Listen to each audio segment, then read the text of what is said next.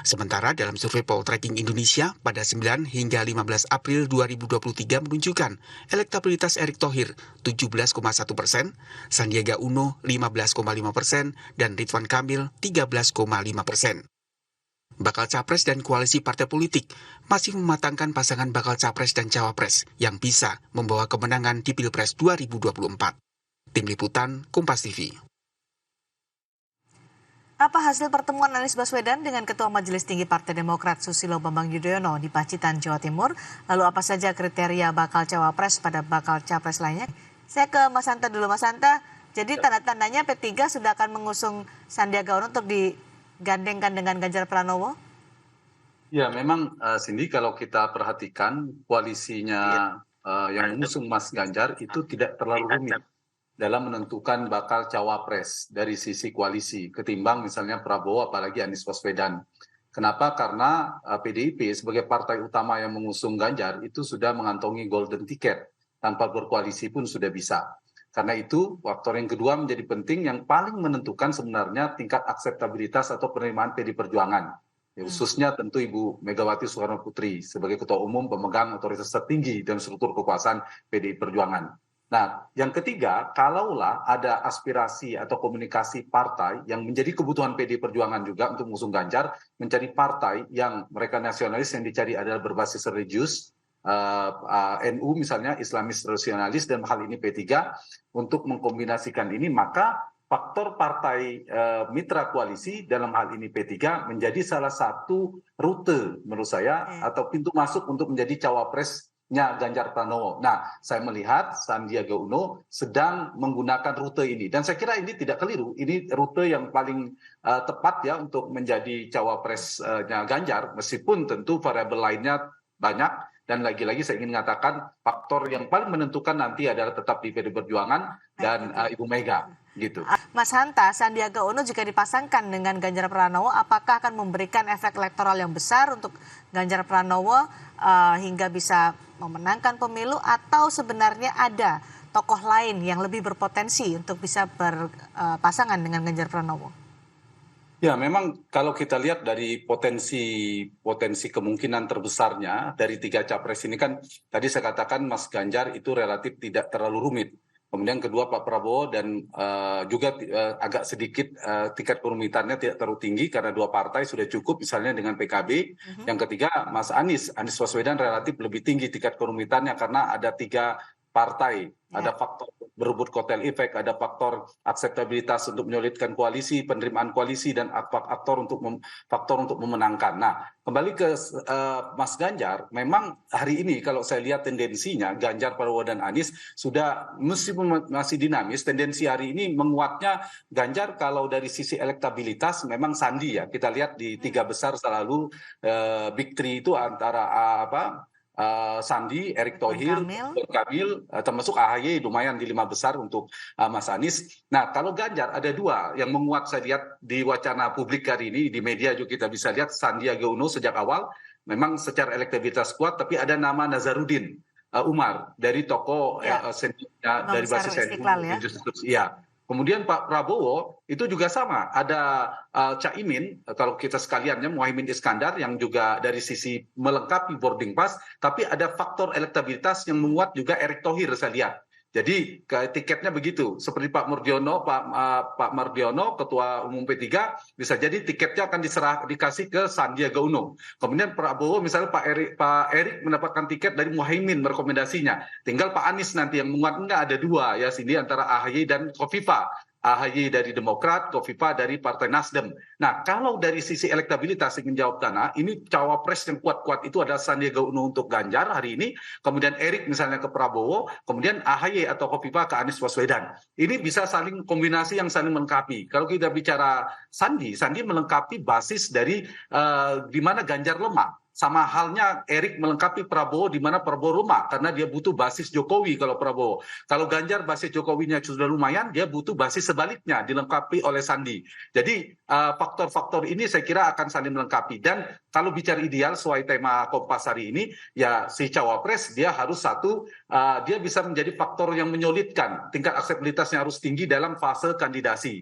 Yang kedua, di fase eleksi atau election, dia kontributif secara elektoral, melengkapi seperti saya katakan tadi. Yang ketiga, kalau bisa governability, nanti kalau menang terpilih dan koalisi pilpres dia saling melengkapi. Nah, kalau kita perhatikan Sandi lebih mudah untuk misalnya bawa P3, tinggal PD Perjuangan saja. Ibu Mega saja bagaimana penerimaannya. Kalau itu oke, sama dengan tadi apakah Erick Thohir dapat tiket dari Caimin, itu juga lebih mudah. Sama dengan Pak AHY, apakah mungkin dapat restu dari Pak Surya Paloh akhirnya mendapatkan. Nah, kalau itu yang terjadi, cawapres yang kuat secara elektoral itu akan keluar. Ganjar, Sandi, Prabowo, Erick, Anies, AHY.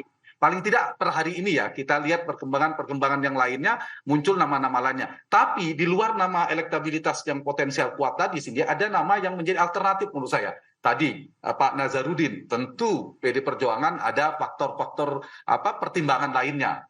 Caimin masih mengeluarkan namanya sendiri untuk melengkapi Prabowo. Bu Kofifa masih keluar dari nama dari Nasdem dan sebagainya. Jadi itu ya kombinasi yang saling melengkapi. Dia menyolidkan di fase kandidasi, dia bisa membantu memenangkan si capres di sebagai winning the election, dan satu lagi melengkapi kombinasi komplementatif, melengkapi. Misalnya nasionalis religius, paling tidak basis dia ke partai Islam, NU, sebagainya gitu. Jawa luar Jawa, politisi, teknokrat, dan sebagainya. Pertemuan di hari ini di Solo juga harus dicermati kan antara PD Perjuangan dengan Golkar yang terjadi di Solo. Apakah itu juga akan mempengaruhi koalisi sehingga akhirnya juga mempengaruhi P3 yang sudah punya rencana ingin menyodorkan Sandiaga Uno sebagai bacawa pres Ganjar Pranowo? Yang jelas peta koalisi ini menurut saya masih cukup dinamis ya. Serba kemungkinan masih sangat terbuka. Tapi per hari ini kalau kita perhatikan soal Sandiaga Uno melalui P3, dari Mas Ganjar saya lihat juga gesturnya oke. P3 apalagi tadi ya. Tinggal Ibu Mega sebenarnya. Siapa cawapresnya Ganjar, Mas Ganjar ini, apakah diterima oleh Ibu Mega, Sandi ini diterima atau tidak oleh Ibu Mega. Itu faktor yang paling determinan, paling menentukan.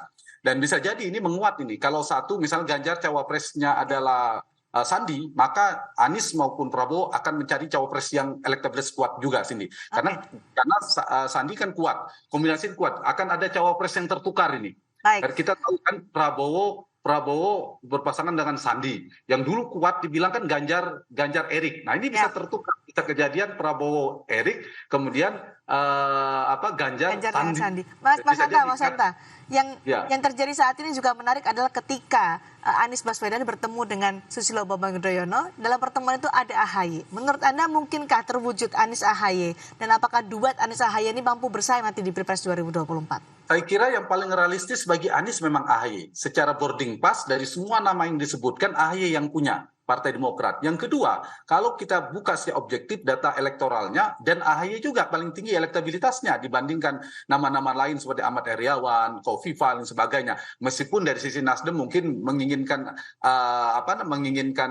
Bu Kofifa mungkin ada bacaannya mungkin potensi karena basis dari Jawa Timur, dari NU. Tapi realitas per hari ini AHY yang paling siap bertarung dengan punya boarding pass, punya elektabilitas, dan saya kira juga secara figur juga dia bisa potensial lah. Makanya saya lihat kalau kemudian Anies dengan AHY punya faktor elektabilitas, Ganjar mengeluarkan Sandi, Prabowo dan Erik, ini pertarungan basis determinan yang paling kuat berputar di pusaran elektabilitas. Apalagi ada pasangan biasanya nasionalis religius, Jawa luar Jawa, politisi dan teknokrat, itu masuk semua kalau saya lihat, terutama di basis Pak Ganjar dan Pak Prabowo kan mengikuti berebut di basis Jokowi. Nah, jangan lupa selain Mas Anies tadi, Sandi dan Erik ini dua nama yang pertama disebutkan Pak Jokowi ketika ditanya oleh media. Erik, kedua Sandi. Bisa jadi. Jangan lupa ada namanya Pak Jokowi yang akan menawarkan ke Ibu Mega, akan menawarkan ke Pak Prabowo sendiri. Kita bicara lagi soal Anies AHY. Anda melihat gesturnya gimana nih Mas Hanta? Anies AHY dalam pertemuan ini, karena SBY sudah jelas ada AHY di situ, beda dengan ketika dengan pertemuan dengan Prabowo Subianto, tidak ada AHY dalam pertemuan empat mata antara Prabowo dan juga SBY. Tapi kali ini AHY, mungkin karena ini memang satu koalisi ya, jadi AHY Ya. dihadirkan, ini sudah terang-terangan disodorkan dari gestur Anies dan AHY yang Anda lihat dari tayangan kami ini, apa Ya, maknanya? ini udah menunjukkan kedekatan ya, tapi bisa jadi AHY memang sebagai ketua umum ya ini. Tapi tidak bisa dipungkiri AHY adalah satu di antara tiga di internal koalisi yang paling potensial. Seperti saya katakan tadi, dia punya boarding Ya. pass, dia punya potensi elektabilitas, tetapi juga kalau bisa misalnya ini padanannya tinggal dua aja mengerucutnya Cindy dengan Nasdem itu, yaitu Kofifa dan AHY. Kofifa belum tentu mau misalnya, apakah bersedia satu. Yang kedua, apakah tepat karena ingin mengambil basis mungkin Pak Jokowi di Jawa Timur. Ini kan pilihan bagi Mas Anies, apakah memaksimalkan basis yang sudah ada karena dianggap AHY punya basis yang relatif sama dengan Anies. Saya kira punya waktu untuk dikapitalisasi. Dari gambaran ini saya kira paling realistis, paling mungkin rute terpendek. Nah, istilah saya mungkin rute terpendek yang paling tingkat kerumitannya paling sedikit, Anies berpasangan dengan AHY. Jadi sudah pasti akan mengambil dari Ya. internal koalisi, bukan orang lain di Cuma luar internal tantangannya koalisi. nanti soal kotel efek ya. PKS dan Nasdem akan berpikir soal berebut kotel efek ekor jas dari beberapa, karena AHY Demokrat mungkin lebih diuntungkan. Nah, itu Ya. menjadi tantangannya. Saya kira itu, Cindy. Apakah Tapi nanti akan duet lagi-lagi, Anies AHY mampu bersaing 2024? karena satu masih 8 bulan, kemudian potensial punya modal meskipun posisinya memang berjarak ya, tapi jaraknya tidak jauh, tidak sampai 2 digit. Saya sementara menyimpulkan dari data-data survei di survei Poltreking maupun Litbang Kompas dan lain sebagainya relatif kompetitif. Kompetitif artinya Sandi dan tadi katanya dengan Ganjar, sekarang Anies dengan AHY, itu masih terkejar, sangat mungkin. Selisihnya tidak belasan persen, apalagi sampai 20% selisih 1 digit, tergantung strateginya, isu yang bergulir, bagaimana mereka menawarkan sesuatu kepada publik, saya kira sangat mungkin akan dinamis peta elektabilitas. Asalkan memilih cawapres tadi yang tepat, kontributif secara elektoral, dia bisa membantu si capres, kemudian strateginya tepat, memungkinkan akan ada dinamika kompetisi yang sangat ini ya, dalam istilah saya cukup tajam dan kompetitif dengan nama-nama yang saya sebutkan tadi. Dan variabel elektabilitas nampaknya masih determinan menjadi cawapres bagi capres yang sudah ada. Kalau nggak determinan kan seperti dulu. Pak Budiono jadi wakilnya Pak SBY di periode kedua, Pak Kiai Haji Maruf Amin periode kedua, itu kan tidak determinan elektabilitas. Periode kedua ada angka psikologis yang sudah tinggi. Sekarang baru tidak ada incumbent, semuanya kompetitif, maka cawapres menjadi penting.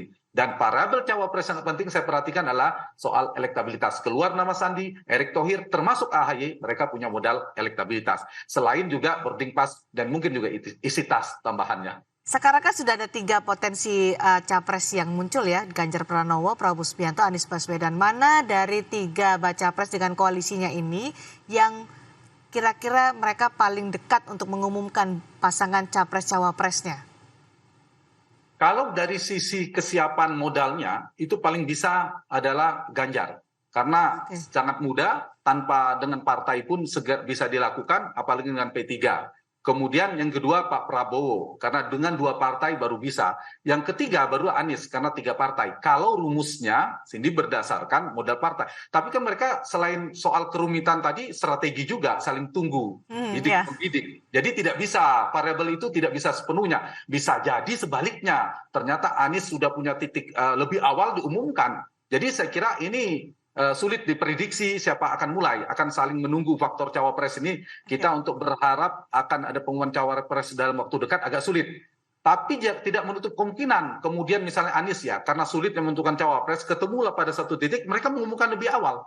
Atau bahkan Prabowo, bukan Ganjar yang harusnya lebih siap. Jadi mungkin saja saya kira begitu. Apa juga masih menunggu koalisi lebih besar lagi? Kita tahu Golkar masih terus bergerilya juga untuk mendekati beberapa koalisi. Apakah masih menunggu ini?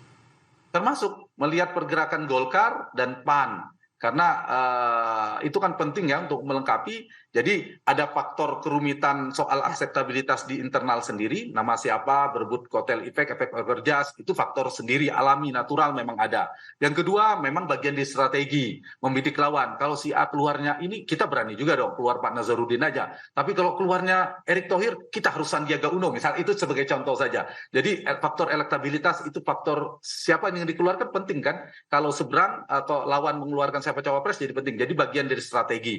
Yang ketiga juga melihat dari publik ya, strategi dari sisi timing, dari sisi persepsi publik itu juga penting, membuat efek kejut supaya ada ledakan politik yang diharapkan menjadi momentum untuk dinaikkan. Jadi saya kira semua koalisi akan berhitung. Tapi kalau saya ditanya sekarang, Pak, mana yang paling menentukan? Kalau sekarang memang lagi rumit, bukan bagian dari strategi. Memang lagi rumit karena memang belum bisa diumumkan. Masih sangat rumit ya, 8 bulan lagi ini Ya. kan 8 bulan juga bukan waktu yang panjang untuk bisa menentukan siapa Ya, capres dan cawapresnya. kerumitan itu akan selesai dengan sendirinya, atau istilahnya kan sekarang terkunci. Posisi capres ini, cawapresnya dikunci. Misal Prabowo dikunci oleh oleh siapa? Oleh Caimin. Ya. Kemudian Pak PDIP oleh Ganjar, PDIP penentunya, baru P3. Kalau Anies antara Pak SBY dan Pak Surya Paloh. Ada 3 kemungkinan. Satu, kuncinya itu terpaksa terbuka secara alami. Kapan? Waktu yang memaksa. Waktu pendaftaran di pertengahan Oktober ya terbuka. Mereka terpaksa, entah siapa tetap jadi. Yang kedua, kunci itu bisa dibuka. Nah, biasa dibuka itu kan biasanya butuh energi politik dan biaya politik. Karena kunci-kunci kalau Prabowo dipegang oleh Muhaimin Iskandar misalnya. Beda ya kalau Pak dari sisi Ganjar mungkin yang sangat membutuhkan Ibu Mega. Nah, ini saya kira faktor-faktor ini yang sangat menentukan soal cawapres ini. Dan variabel cawapres ini sendiri menurut saya penting. Wajar Pak Rusli dan PD Perjuangan sangat hati-hati karena kalau keliru menentukan cawapres bisa blunder, bagian dari awal dari kekalahan. Tapi kalau tepat menentukan nama cawapres, menyolidkan koalisi, kontributif secara elektoral, komplementatif secara nanti governability, maka dia bisa menjadi bagian dari awal potensi memenangkan. Tidak hanya sekedar menang kalah, tapi juga punya beban untuk bisa menjadi pemimpin. Ada kompetitor lain juga selain Sandiaga Uno, ada punya kompetitor lain juga selain Nazarudin tadi, ada nama lain seperti Pak Mahfud, juga Pak Budi Gunawan, dan ada nama-nama lain saya kira akan dipertimbangkan oleh PD Perjuangan. Ya, tapi udah bener lah, rute P3 dipilih oleh Mas Sandi itu udah tepat.